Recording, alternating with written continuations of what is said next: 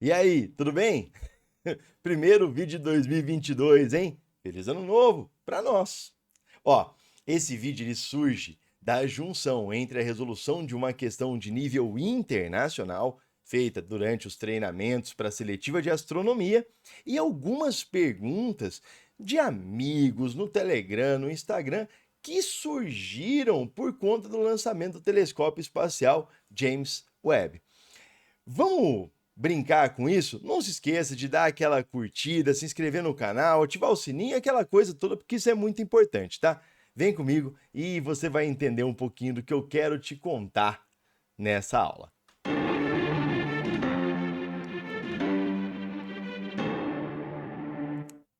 Aê, show de bola! Bom, olha só.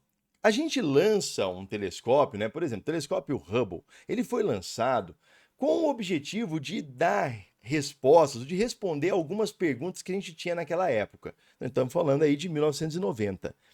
A parte mais interessante é que o telescópio Hubble não só respondeu às perguntas que a gente tinha, como também mostrou para nós um universo que a gente não conhecia. E isso fez com que a gente tivesse ainda mais perguntas. Depois do Hubble, a gente lançou outros satélites para observar o espaço. Um deles, eu acho que o último que foi desativado, é o WMAP. Durante todo esse tempo, um telescópio foi sendo desenvolvido, o telescópio James Webb. Ele começa a ser desenvolvido em 1996 e é lançado agora no final de 2021. Inclusive, esse vídeo está no dia 1º de janeiro de 2022. O telescópio James Webb ainda está em trânsito. Ele vai chegar lá no ponto de Lagrange L2, vai se desdobrar e aí ele vai começar a entrar em operação.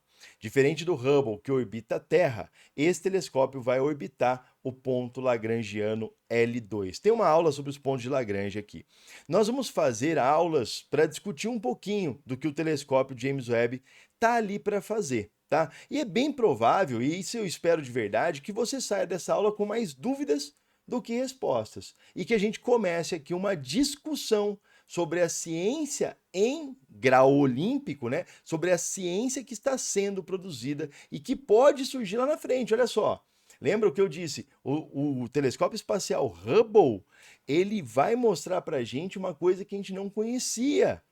Talvez o James Webb também faça isso. Lembrando que o James Webb ele opera não só no visível como o Hubble, mas ele também consegue captar o infravermelho. Eu vou te mostrar a questão. Vamos lá, ó. Essa é a questão. A questão fala o seguinte, ó. O satélite WMAP, lançado em 2001 pela NASA, fez detalhadas observações da radiação cósmica de fundo de microondas. A radiação de corpo negro que preenche o universo e que detectamos hoje a temperatura de 2,73 Kelvin. Essas observações permitiram, em particular, estimar o seguinte valor para a constante de Hubble, que é a taxa atual de expansão do universo, 72 km por segundo por megaparsec. O universo tornou-se transparente à radiação cósmica de fundo de microondas na altura em que se tornou neutro, época da recombinação, quando se formaram os átomos dos elementos leves, hidrogênio, hélio e algum lítio, a partir dos núcleos e dos elétrons que preenchiam o universo. Nessa época, o universo era bem mais quente que a radiação, e a radiação cósmica de fundo era, de fato, radiação de um corpo negro a temperatura de cerca de 3.000 Kelvin. O que acontece é que o comprimento de onda dos fótons dessa radiação é alterado ao longo de seu percurso através de um universo em expansão, desviando-se para o vermelho e dando origem a uma distribuição de corpo negro que observamos hoje, com uma temperatura bastante inferior, os 2,73 Kelvin já mencionados. Pode-se pensar nesse efeito fazendo uma analogia com o efeito Doppler. Use a lei de Wien para a radiação de corpo negro para determinar o desvio para o vermelho, que é o redshift. Eu vou deixar essa questão um pouco menor para a gente discutir algumas coisas. Na descrição do vídeo, eu vou colocar para vocês é, uma algumas aulas, o link de algumas aulas que eu acho que você precisa para entender bem a discussão de hoje, tá? Então, aulas sobre leis de radiação, aula sobre relatividade. A gente precisa entender um pouco sobre o tempo, a relatividade restrita. A luz é o que temos de mais rápido mesmo? Como é que isso funciona? Alguma coisa pode se movimentar mais rápida que a luz? Essas são perguntas que eu quero que você responda. Lembra que o James Webb ele está indo para responder coisas, ele espera responder coisas, nos dar respostas de perguntas que nós ainda não temos a resposta, tá? Então, esse é um ponto muito interessante, eu vou te mostrar aqui. Então, tem a aula sobre as leis de radiação, que eu vou falar da lei de Wien, a gente fala um pouco ali da luz, tá? A aula sobre relatividade restrita, a aula sobre redshift. Bom, agora vamos brincar aqui. Deixa eu deixar isso aqui só um pouquinho maior para vocês conseguirem ler, né? Também não dá para deixar pequenininho demais. Vamos pegar algumas informações, tá? Então a primeira informação é da constante de Hubble. Essa constante de Hubble que vale 72 quilômetros por segundo por megaparsec, aproximadamente, mas esse é o valor bem bacana, tá? Quilômetros por segundo, então isso é uma velocidade por megaparsec. Aqui, vamos brincar. Essa constante ela surge da lei de Hubble. A lei de Hubble diz para nós que a velocidade de expansão é proporcional à distância. Então esse é um ponto bem legal, tá? As coisas elas estão se afastando de nós. Não é que nós estamos crescendo, é que as coisas é como se a gente tivesse parado e as coisas estão se afastando de nós. Então esse é um ponto muito importante. Se você pegar isso aqui é distância, isso aqui é velocidade, tá? Velocidade é distância sobre tempo. Então esse h0 aqui, ele é, na verdade, o inverso do tempo. Se a gente calcula o tempo para este H0, olha, aí nós vamos chegar numa coisa que é muito bacana. Nós vamos chegar a um tempo que é a idade do universo. Então vai ter um outro vídeo que eu vou te mostrar como faz essa conta, mas é uma conta até simples, tá? Você vai só ter que lembrar que 1 parsec, tá? 1 parsec vale aproximadamente 3,26 anos-luz. Professor, o que é ano-luz? Boa pergunta. Ano-luz é a distância percorrida pela luz em um ano. Professor, qual é a velocidade da luz? Tá, a velocidade da luz é c e vale, pode usar aí 3 vezes 10 a oitava metros por segundo, tá? Ou 10 a quinta, né? 3 vezes 10 a quinta quilômetros por segundo. Então, esse t, que é a idade do universo, olha só, a idade do universo, dá o que a gente conhece que é aproximadamente 13,8 bi anos. Tá bom? Olha que legal. Então, quanto mais distante está um objeto de nós, por exemplo, uma galáxia, maior é a sua velocidade. Quando você tem um afastamento, você tem uma coisa chamada redshift. Tá aí uma aula que eu acho que você tem que assistir, tá? O que é o redshift, professor? É o desvio para o vermelho. Então, redshift, que é simbolizado, vou mudar até a cor da caneta, ó. O redshift, que é simbolizado pela letra Z,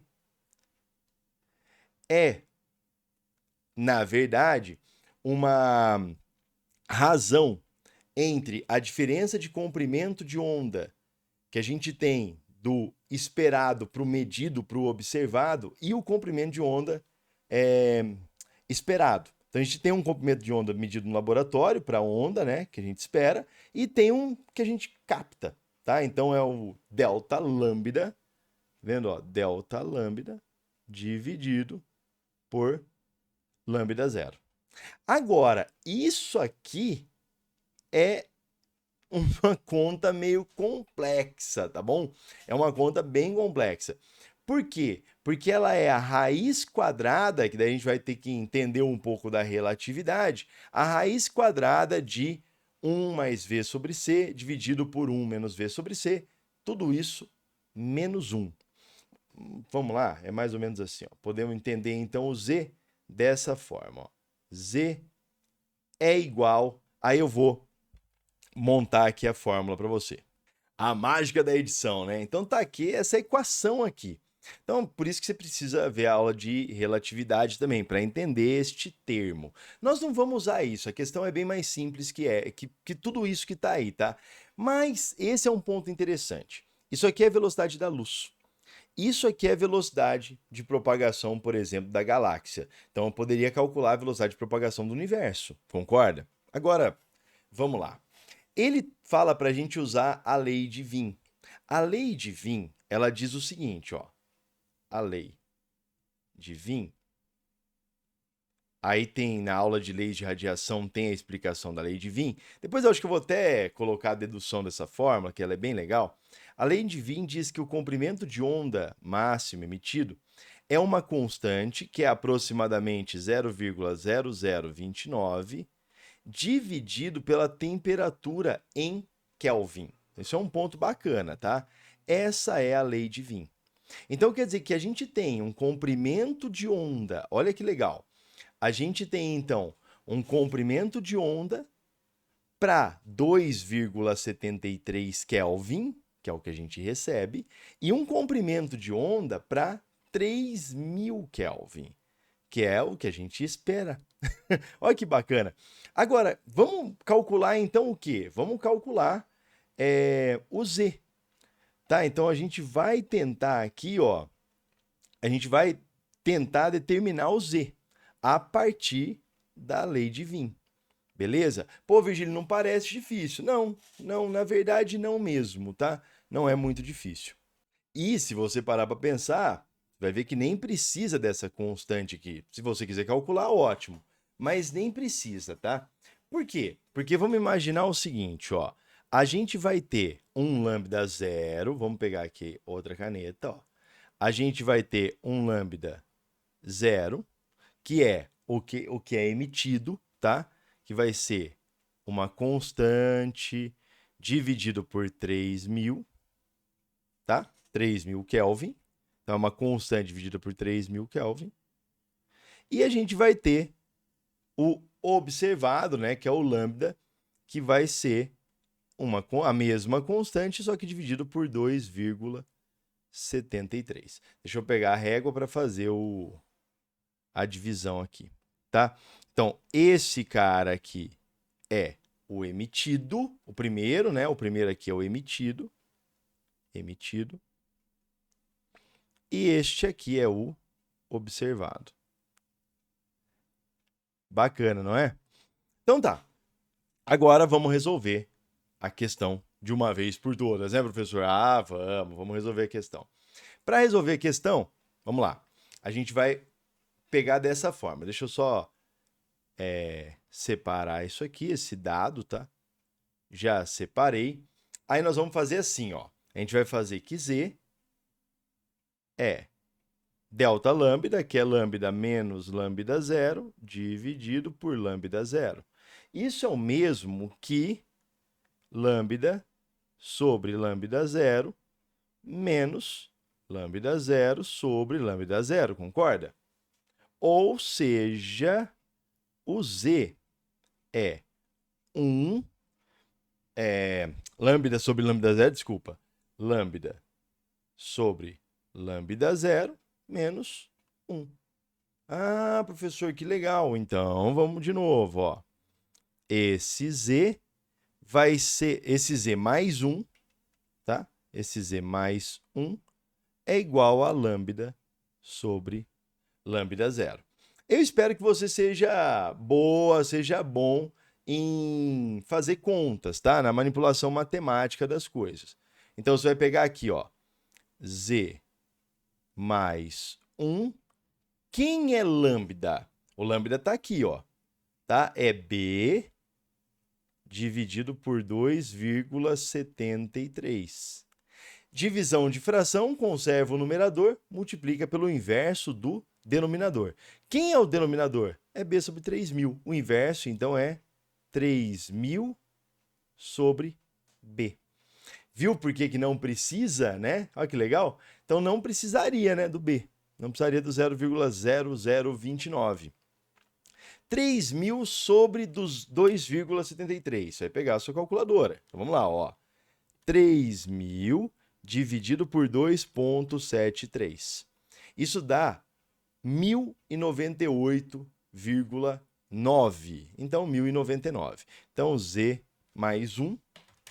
Vamos lá. Ó. Z mais 1, que é o redshift. Z mais 1 é aproximadamente, né? 1099. Ou seja, esse Z vale aproximadamente 1098. Não tem unidade. Professor, essa é a resposta? Essa é a resposta. Agora, olha o que essa resposta pode trazer para a gente discussão. Percebeu? Tenta perceber, tenta olhar para essa lousa e perceber onde está o grande problema. Se a gente olha para esse Z como sendo, tá? Que a gente põe aqui, ó, delta lambda sobre lambda zero. Mas a gente poderia, sem a correção relativística, se a gente fosse desconsiderar a correção relativística, a gente poderia até pensar no Z como sendo simplesmente V sobre C.